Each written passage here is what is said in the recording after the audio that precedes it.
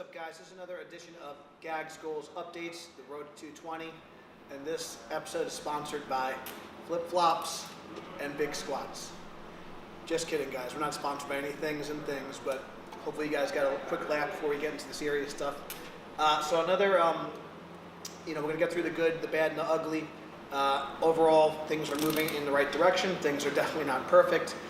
As I mentioned in the last video or two, I've been under a lot of fatigue, and I've made a few poor choices here and there as far as with my sleep, stress management, been off the diet here and there. Again, not perfect, but I'm putting in a lot of effort. Training, I've been putting in a ton of work, and I probably went too hard out of the gate, so I've been kind of dealing with a little bit extra fatigue, a little extra lower back soreness. I've had this last couple of days, so the previous workout, the previous hard workout I did, I think potentially doing with all the heavy deadlifts, working up to 650 reverse bands, and then 495 for 8 on the conventionals right after in the accessory work. I might have pulled something in like my kind of the upper portion of like the middle trap fibers kind of in there, right in the kind of shoulder blades, kind of neck on my right side. So I was having a lot of trouble getting comfortable on this particular day. Warm-ups did not feel great as far as under the bar. The actual general warm-ups felt good, but as far as once I got onto the bar, even 315, I should say 3 plates because we were using a 60-pound squat bar. So I guess it was 330, 420, didn't really feel great. 510 did not feel great. So I kind of toughed it out again today. Still having trouble hitting some depth. Hit a 690 was my first suited set that were in knee wraps. My man Elvis playing the camera's been helping wrap me, so he's still kind of learning, getting the wraps a little bit better. Moved really well. It's probably the best that this 690 has moved. So I'm happy about that. I still want to take it a little bit lower, but I'm happy with the speed of it and considering how things felt in the warm-ups. I was very, very pleased with how things moved. Moved up to about 730 pounds, which is the heaviest straight weight I've done. And this was right around, I believe, this is something similar to what I opened with my last contest at weighing in at 242. Very similar kind of opener. So I'd like to kind of open in like the low 700 range for this contest.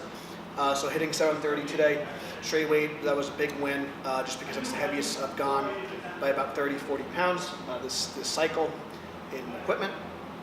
So I was very happy with how that moved. I definitely want to take it a little bit lower. We're still kind of working the kinks out. Elvis is going to be calling the depth, things like that. So we're kind of getting the communication down a little bit, and I also need to do a better job of improving my core strength, pushing my knees out a little harder so I can kind of get those the last inch or two. So those are things I'm going to be working on moving forward, getting a little bit more hip work in as we get closer to the contest. I also haven't just been in equipment as much as I'd liked, just because I've been feeling a little banged up, so I've been doing a little bit more raw work. So after I did 730, worked up to 780 once again. I think I hit it to a slightly better standard than the last workout. I thought I moved maybe a little bit better or just as well. Did 780 with the Monster Mini Band, which will be probably a little bit more or around the second, hopefully a projected second attempt. I did 770 my last contest, so I'm happy about that. And then I worked up to 830. 820, 830, I'll have to double check. Let's see, it was 780 plus 40. So 820, did 820 with the light bands, which would be a little bit above. I wanted to just hit something in like the low 800 range for a third attempt. So it was a good overload. I think this is the lowest that I took this so far in training with the reverse light bands. So I was happy about that. It was definitely a tough single, but it got down a little bit lower. I would say pretty close, around parallel. So I'm happy with that. Definitely a better standard than the last time, so we're working our way down.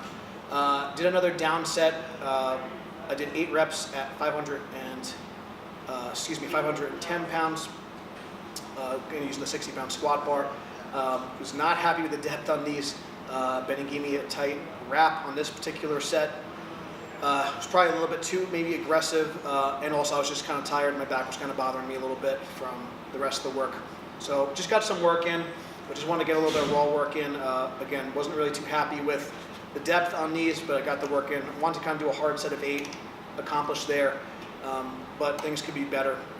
This is close to I guess my personal record for 8 reps at this particular body weight is 535. So all things considered, after my equipped work, not a bad set. So I accomplished my goal. I wanted to do the same kind of deal. I did a similar thing with the deadlift. I did a set of 8 conventional raw after my equipped work doing the deadlift. So I did a similar thing after squat.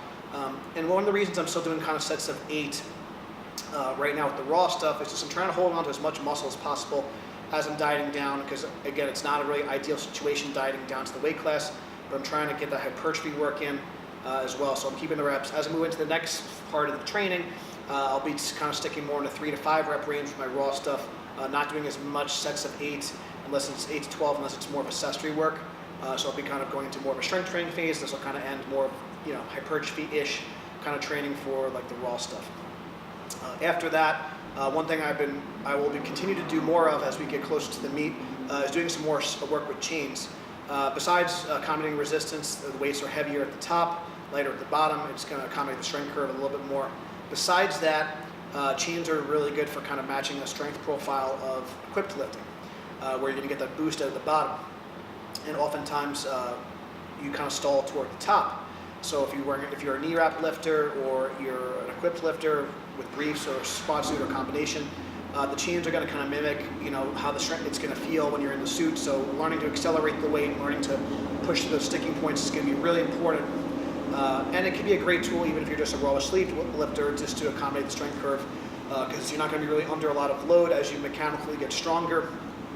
Your moment arms decrease for your hips and your knees as you approach the lockout. The chains are going to get off the floor, get heavier at the top, lighter at the bottom. So it accommodates the movement really well. It's just a really good sound tweak to any type of squat or deadlift kind of variation you do. And it's going to help with power and all that stuff, and it's going to help overload the top portion of the lift, which is really critical for an equipped lifter. So I guess I did around, let's say it's about a 65-pound bar, so I did around like 225 with 80 pounds of chain. I did this without a belt just to kind of work my trunk and my core a little bit harder. Again, I'm trying to strengthen on my upper back, because the upper back oftentimes is a limiting factor, especially when you have a squat suit. It's going to give me some artificial hip strength. It's going to resist hip flexion. The knee rep's going to resist knee flexion. It's going to give me some artificial leg strength. So working my trunk, working my legs is going to be important. So I actually did this with kind of a high bar style, a little bit closer stance, a little bit deeper, just to work my legs a little bit more. As I get closer to the meet, I'll probably do a little bit more wide stance squat type variations and not do as much close stance stuff, but I do think it's important, even if you are an equipped lifter that has a little bit of wider stance, doing some close stance work just to work your quads a little bit more of an upright type squat can be very beneficial. So I did a couple of sets of 8 here with the safety bar, about 225 with 80 pounds of chain. I was also working accelerated at the bottom, getting a nice deep stretch, trying to have my knees a little bit more forward, which is going to increase the moment arm at the knees, a little bit more dorsiflexion at the ankle, a little bit more quad emphasis on that move, as well as upper back. The safety bar is going to throw you forward, so it's going to work your upper thoracic spine, upper back a little bit more than a traditional squat. Also, it's a little bit easier on the shoulders, since you get to hold the bar here. You don't need as much external rotation. Gives you a nice little break as well if you're trying to increase your squat volume. Safety squat variations can be a very effective tool for that. After that, one thing I've been kind of playing with a little bit, if you guys have followed me for a long time, you may remember, for those really committed fans, I doubt it, but just in case, when I would consider myself at my strongest, when I was, like I said, doing that I mentioned I did a 570 deficit conventional deadlift. I've done when I was doing the Westside kind of style programming under Jesse Burdick, one of the things we had in our max effort rotation was good mornings.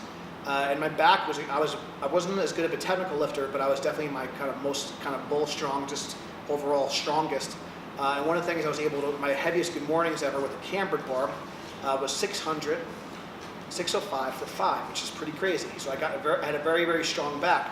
I was able to kind of muscle up even. I got forward one time in an 880 squat with only briefs, and I was able to stand up with that at my strongest. My lower back is not nearly as strong as it was when I was, in the upper 200s, lower 300 range. So now what I'm doing a little bit is trying to get my back a little bit stronger.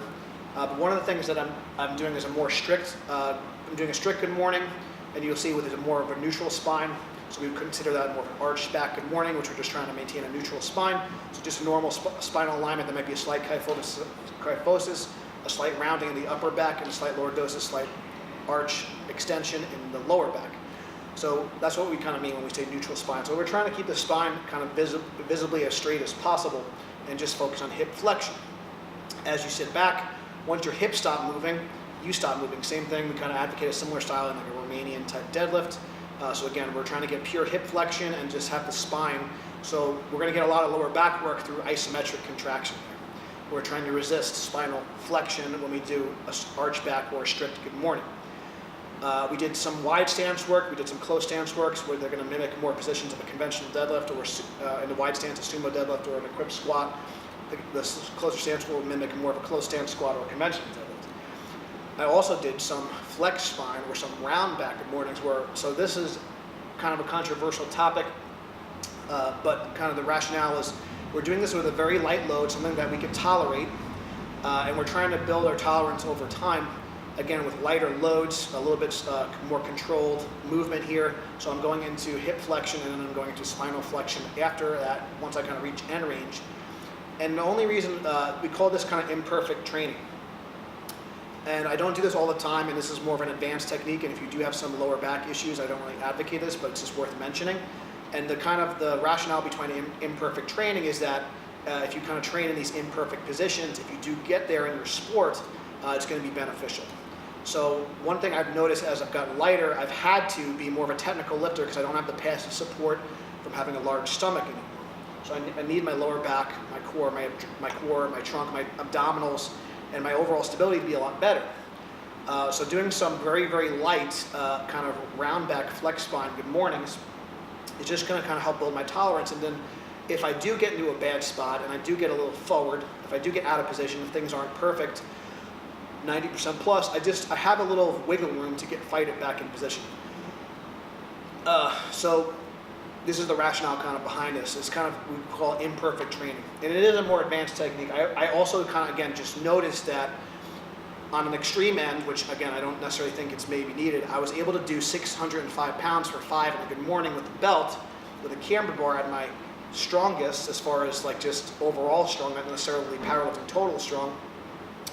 And now I have a hard time keeping a straight back with, you know, on this particular day I did 115 pounds and 80 pounds of chain, which is really not super heavy at all. That being said, a safety squat bar is a hard variation, but my lower back is definitely not as strong as it was. Not having the stomach to support myself, I need to be that much stronger with my actual muscle, and my contractions need to be that much better. So I'm trying to just get a little blood in there, just work my isometric strength so I can hold that position a little bit better, and also work on, if I get in a bad spot, hopefully I can get myself out of position. So these are kind of things to consider. I do think, again, there is some risk with all these exercises, some risk even with perfect form. So just make sure you kind of build up slowly on some of these more provocative movements. This is not something I do all the time, and if I had to pick one variation for good morning, I would obviously do the neutral spine version first, but a little bit of flexion under load and just kind of improve your tolerance over time can definitely be beneficial, especially if you're training for performance. If you're training for health, that's a different story. Then I would just kind of advocate a little bit more, less provocative, less risky versions. But again, I'm going to eventually get to the point where I'm handling 800 pounds on my back, so I need to make sure my spine is able to tolerate some of these flexion moments and be ready for those things. So I hope that kind of helps clear some things up. Again, obviously, if you do have some injuries and stuff, I'm not a doctor, all this stuff, so this is something that you gotta have to weigh the risk and reward and make sure that you have the right range of motion to do it, you own that range of motion, and your body can actually tolerate it. So start slow and build up over time. And again, if you do have some issues, just kind of proceed with caution with some of these variations. Tomorrow I'll probably do some light lower body training. I'll hit the belt squat and once again, just get some blood in my legs and then kind of move on to some bench press training. So all in all, things are moving in the right direction. My weight's still about 242, so a little bit heavier than I'd like, but I'm still making progress at this body weight. So I'm trying to see the silver lining. Things aren't perfect. But again, thank you guys for watching, following along on this journey. I really appreciate it. If you do like the videos, please subscribe. Definitely check out the links below. If you want to, again, this content is free. But if you do want to support the program, there's some links below. If you're interested in coaching, interested in some different products, different things. There's many ways. And then if you want to just give the video a thumbs up, share the video. That's a really easy way. It's a very low cost for you guys as far as commitment to help the program. Thank you guys so much for watching. I really appreciate it. It's been a very, very tough journey so far. Down over 100 pounds all time, and I'm looking to lose some more, trying to get strong and lean. So thank you for following me on my road to 220. Until next time, stay strong, and we'll see you soon.